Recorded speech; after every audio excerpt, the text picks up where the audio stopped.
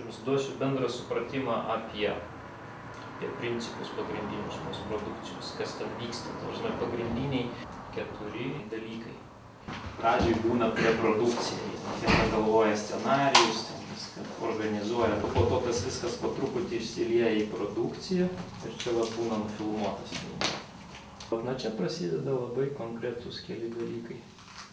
Montažas, po to vyksta montažas, būna spalvų darymas, lygiai grečiai eina garsas, lygiai grečiai eina, jeigu reikia, kas toli gražu ne visada reikia, video efektai, pavadinsim video FX. Ir galų gale vyksta viso šito ūkio surinkimas atgal į vieną krūvą, tai yra kompozitingas. Aš tokiais angliškais terminais šnekėsiu. Pirma tema – montažas. Montažo specifika, jinai priklauso nuo žanro, kuriame jūs dirbate. Vienas dalykas montuoti laidą televizinę, kokią nors reportažą, sakysim. Kitas dalykas montuoti klipuką vaizdą, kokį nors muzikinį. Ar vaidybinį filmą.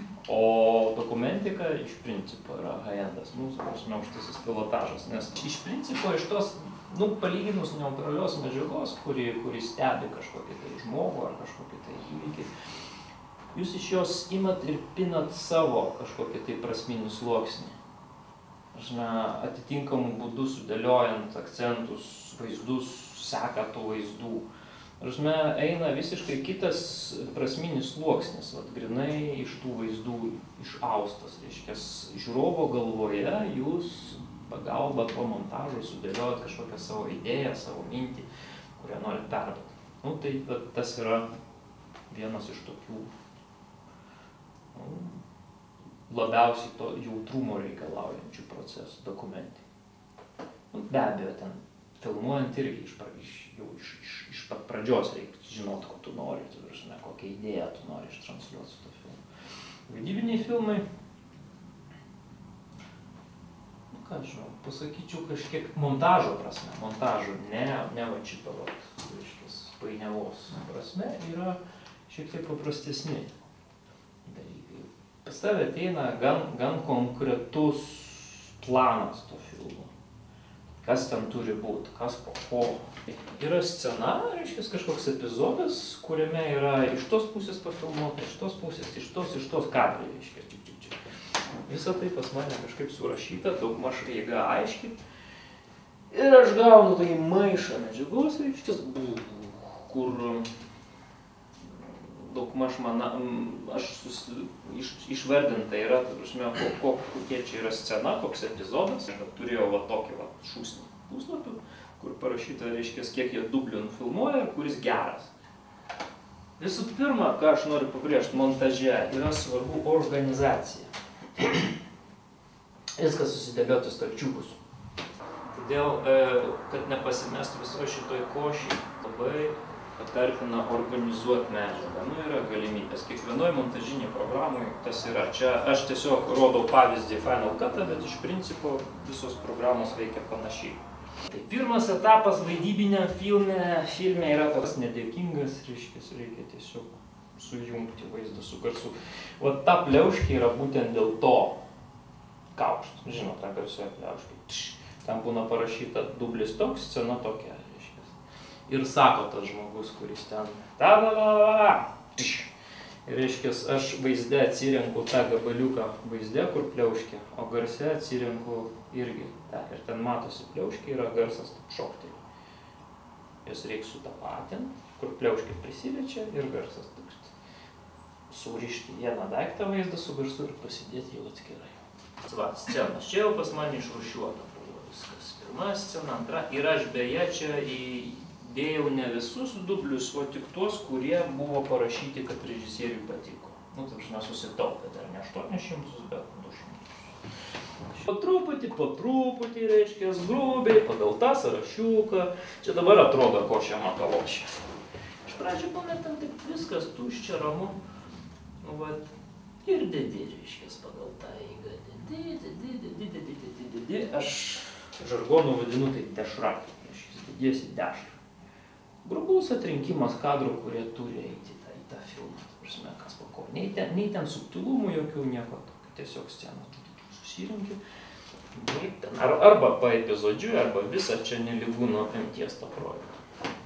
O po to prasideda jau šlifavimas. Prasme, subtilus, reiškia, stumdymas, ten anksčiau nukirpti, vėliau nukirpti porą kadrų šiam, porą kadrų ten. Žinau, toks etapas, po tai eina pirmas praėjimas švaras, reiškia. Pasidarai, vat kaip tau atrodo, ne, nu, montuotas. Aš linkęs dirbti šitus pirmus etapus savarankiškai, be režisierius. Perėjimų, reiškia, kaip man atrodo, nu, toks pirmas jausmas būna visai. Nu, ir po to jau ateina režisierius ir mes jau sėdam su juo, šlifuojam tos reikalus, nes montaže kas? Ritmas yra svarbu, ritmas ir pasakojimas, koks kadras po kokio, kadrų tempas keitimuose. Pavyzdžiui, dialogą tu gali ilgom frazėm paleisti, nebus viena nuotaika žiūrovai. Iš principo visas tikslas yra pasakot istoriją, reiškia, o istorija dėliojasi žiūrovo galvoje. Tas antras kontekstinis sluoksnis realiai veikia. Nes jeigu jūs pasakot istoriją, tiesiog rodot. Bičas ėjo, ten sutiko mergą, jie po to ten nuėjo, tą padarė, reiškia, viskas tas matosi ekrane. Nu, aš ir taip tai matau. O bet kodėl jis su ją susitiko, kodėl jis ten nuėjo, kokia jų motyvacija, kokio velnio tas viskas vyksta. Ta prasme, tas kitas sluoksnis visai prasminis eina viršum. O tas yra istorija, tas yra įdomu žiūrovui. Realiai. Ir tai yra manipuliacija, grinai žiūrovo asociacijom kažkokiom. Tai, ta prasme, kaip mes vadinam žargonu, išsitransliuoja. Jeigu jūs mintį kažkokią norit parodyti, pagalba tų žmonių kažkokių santykių, žvilgsniukas ten, koks nors keistas mimika. Prasme, gali daug daugiau pasakyti apie kontekstą, motyvus to žmogaus. Faktiškai filmas yra istorija. Istorija visų pirma yra pagrindinis dalykas iš principo, kodėl visas šitas ūkis čia prasideda suktis. Nes Hollywoodas nuėjo į video efektus ir pasibaigė ten tie filmai. Gaunasi žaidimas dėl žaidimo, dar man kartais klausia.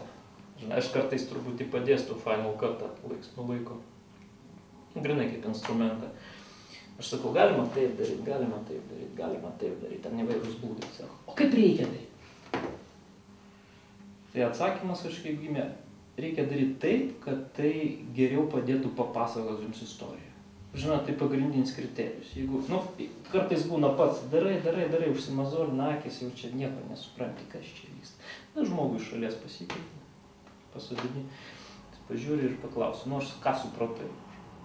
Ir jeigu jis pasako jums tai, ką jūs norėjote tuo pasakyti, reiškia, jums pavyko, reiškia, perdavė tai montažas. Na, ir toks šlifavimas vyksta ir iš principo, o toks filmo perėjimas, toks pastumdymas, pakarpimas, tempo pakeitimas galbūt dar. Ir mes gaunam rezultatą, taip vadinamas terminas yra fiksuot montažą. Kad reiškia, mes jau ten prisidirbam ir jau daugiau nemontuosim. Viskas, čia dedam tašką. Nuo to momento, kai čia dedamas taškas, perduodama medžiaga yra šitas mūsų montažas spalvoms ir garsui. Kartais dirba lygiai grečiai, bet kadangi montažas keičiasi, tai šitiems dviems žmonėms, sakysim, yra labai keblu, po to jūs kažką pakeičiat ir pas juos viskas turi pasikeisti. Labai keblu yra. Tai praktiškai žmonės stengiasi fiksuoti montažą, taškas ir atiduot spalvoms ir garsui. Čia reiškia be spalvų apdirbimo dabar yra, be garso apdirbimo, taip žalia medžiaga. Žalia medžiaga, bet jau sumontuota, reiškia, tiesiog. Ir šitą visą ūkį ten yra būdų perduodu aš toliau kitoms technologijoms, spalvoms ir garsui. Girdit, vėjas pučia. Priekauja ten kažkokie žmonės fone. Filmavimo komanda. Ten kranas važiuoja, ten hojo.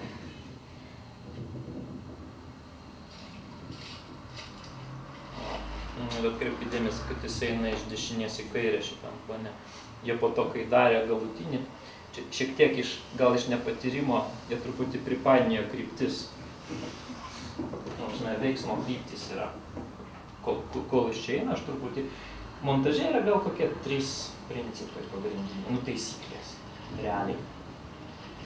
Realiai tai yra veiksmo kryptis, kaip dabar, ta prasme, tęstinumas veiksmo. Visą laiką, jeigu žmogus eina iš dešinės kadro pusės į kairę ir jis kitam kadre turi įeiti iš tos pusės ir nueiti į ten. Ir sekančiam kadre iš ten, jeigu yra veiksmo tęstinumas. Buvo blogai su šviesa pas juos, su temo, reiškės.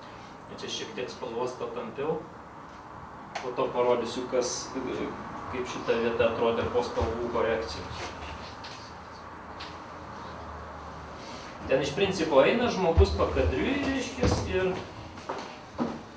ir kiekvieną kadrą, kiekvieną šitą planą jisai išsukioja spalvos, žiūri, kad sutaptų su šalimais esančiais kadrais ir to bendro filmo vaizdą tokį išdirba, kaip būna, vadinasi, film look, ta prasme, kad vientisas kažkoks filmo vaizdas yra toks atskiras procesas, gan imlus laikui ir šiaip yra ta profesija koloristas, vadinasi. Koloristas žmogus, kuris turi labai gerą spalvos pojūtį ir kompozicijos pojūtį, nes darant spalvas galima tam tikras kadro dalis pašviesinti, tam tikras patamsinti, kažkokių dar elementų pridėti, padidinti, perkadruoti šiek tiek. Jie daro šitoj color korekcijai. Ten irgi yra niuansas su spalvų darymu yra tas, kad spalvos taisomos yra ant didžiausios kokybės medžiagos, kuri yra filmuota, reiškės. O tai reiškia, kad nežmoniško didumo šiuo metu yra kadrai, ten tie skaitmeniniai, ten 4000 taškų ant 4, reiškia, tai vadinam 4K, 5K. Jeigu HD pas mus yra 1098 ant 1920 jau, ir tai yra jau ne kiekvienam kompui pavežti. Tai kiną dabar, kai filmuoja su tom elektroniniam kamerom, arba kai kino juostą nuskanuoja į skaitmeninį pavidalą, nuo 4K, 5K, reiškės 5000 taškų ant kažkiek. Žodžiu, jeigu čia yra toks kadras, tai 5000 taškų maždaug toks kadras būtų ant šito teliko žiūrėti. Tai reiškia, reikia nežmoniškų pajėgumų skaičiavimo, kad visą tą dalyką išgroti realiam laikė, todėl tos spalvų taisymo sistemos yra pakankamai brangios. Nes norisi kažką pasukioj spalvos paleisti, pažiūrėti, kaip jisai išsigroja. Šitą dalyką lygiai greičiai atidaviau spalvotojams ir garsistams.